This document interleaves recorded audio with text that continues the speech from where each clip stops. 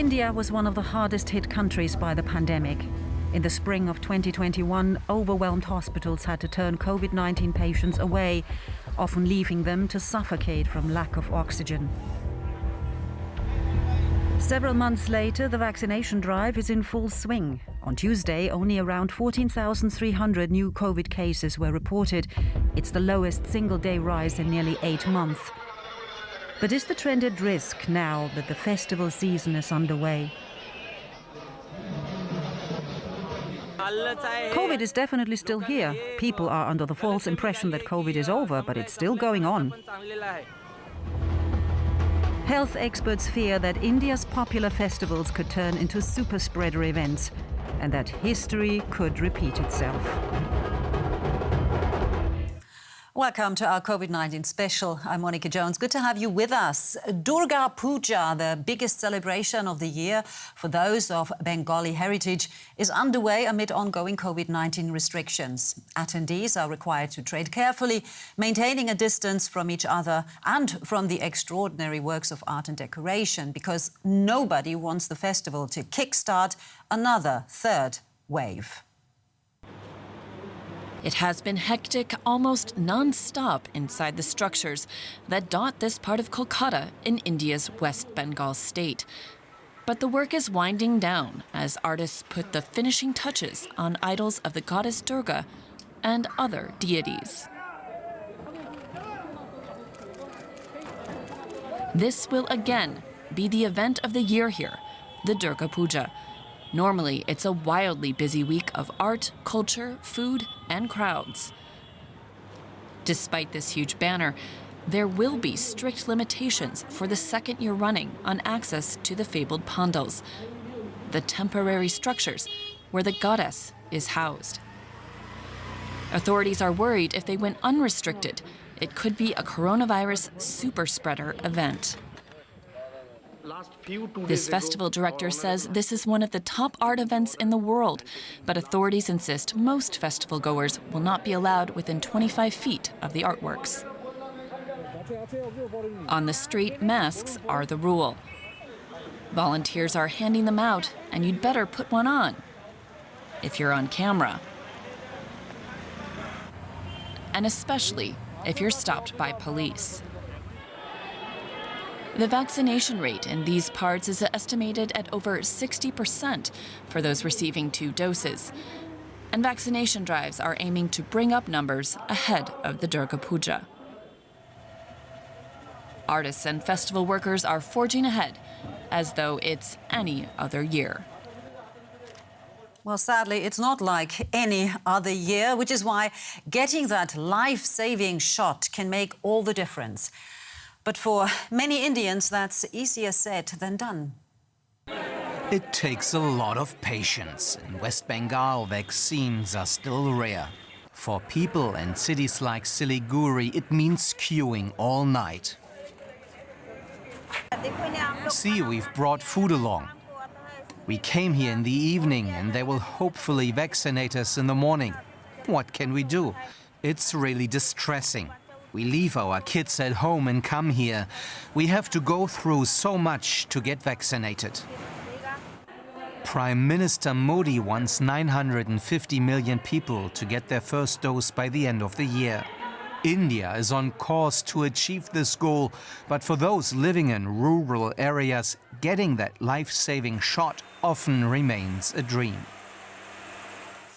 Dr. Rajib Das Gupta joins us now from Delhi, where he's the chairperson of the Center of Social Medicine and Community Health at Jawaharlal Nehru University. It's very good to have you with us. And starting straight away with the topic of vaccination, we heard that the vaccination rate in Bengal is about 60%. That is not bad. How does this compare, though, to other parts of India? Thank you. And first, Durga Puja greetings from Bengali, though not in Bengal at the moment.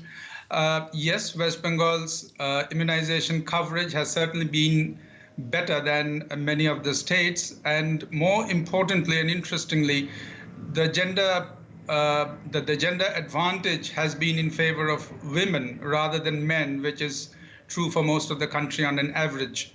However, as you very rightly said, that mass events, mass congregations, whether of religious or political or any nature, are certainly a risk at this point. But it's also to be taken into account, along with India's high seroprevalence rate, which is near about 80% going by the last round, and that could be a blessing in disguise.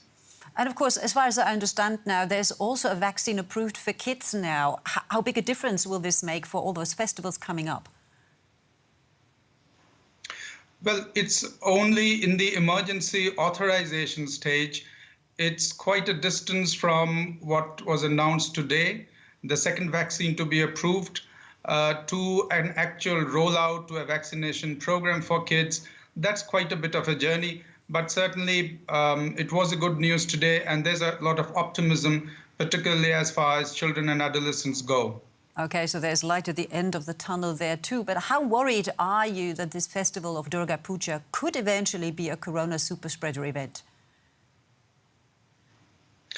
Well, actually, we don't know. It's going to be an interaction of two things. One, pretty high seroprevalence, which is on account of a combination of two things: a reasonably good vaccination coverage till this point, particularly in urban areas, plus immunity post the Delta tsunami that we had, which of course came with its share of very high levels of mortality in some parts.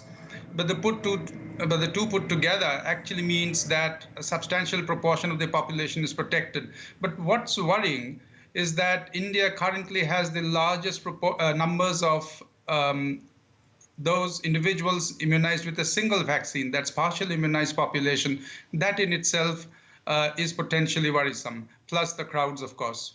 Worrisome because it could promote mutants, or worrisome why? Because the protection is not that accorded by 2 doses of the vaccine. A very large proportion is still partially immunized. Not so much because a mutant would arise in a very short time, but yes, if transmission goes on, the probability of a mutant emerging does remain theoretically possible. Now, you've already mentioned the devastation of the second wave. How well prepared is the health sector now? Well, we all think that the health sector is much better prepared now.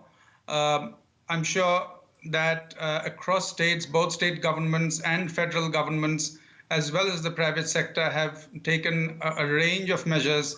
A lot of learning has happened, and I hope we should be able to cope better.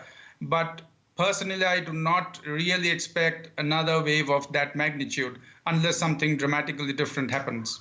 Like those big festivals, which are extremely traditional, obviously, and very important in India. Do you think it's feasible to say, let's just cancel those festivals until the pandemic is over, or is that completely impossible?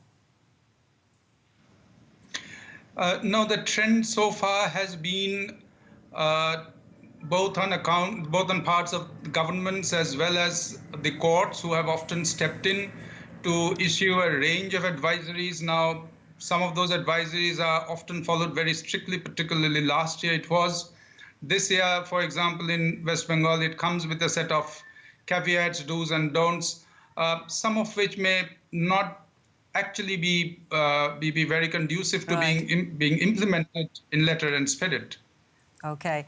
Dr. Rajib Das Gupta, thank you so much. And Durga Puja, greetings to you as well. Thank you very much. Time now for one of your questions, and over to our correspondent, Derek Williams. What is the Mu variant? SARS-CoV-2 is mutating all the time, and although the vast majority of those genetic changes give rise to variants that disappear quickly because they're just less competitive than the variants that currently dominate the COVID landscape, a few change in ways that might make them more competitive or more dangerous.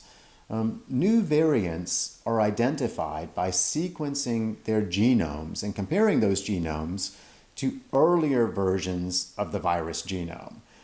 when a new variant appears to be spreading rapidly in a particular country or more widely, healthcare authorities, like at the WHO, start to track it, and it can become what's called a variant of interest. The B1621 variant, also designated Mu, was first detected in Colombia back in January. It became quite prevalent there, and it's since been involved in outbreaks in other parts of South America and Europe and the US. Mu was designated as a variant of interest at the end of August. The WHO added it to that category because of concerns that it might be able to better get around COVID-19 vaccines and current treatments. There were some indications that it could be better at that than the highly transmissible Delta variant, which is affecting so many countries at the moment. However, for now at least, worries about Mu really taking off are dropping. Numbers of confirmed cases caused by the variant have fallen in many places, which a lot of experts think is because it's being simply outperformed by Delta. So while it's still being watched carefully, fears about Mu have eased, at least for the moment. And before we let you go, people in Sydney are enjoying the first days of return freedoms as the city ends its 106-day pandemic restrictions. We are back and we are open. Sydney's cafes and restaurants welcome back fully vaccinated customers on Monday after nearly 4 months of lockdown. As Australia's vaccination rollout gains momentum, authorities say it's time to live alongside the virus and reopen. That's all for now. Thanks for watching.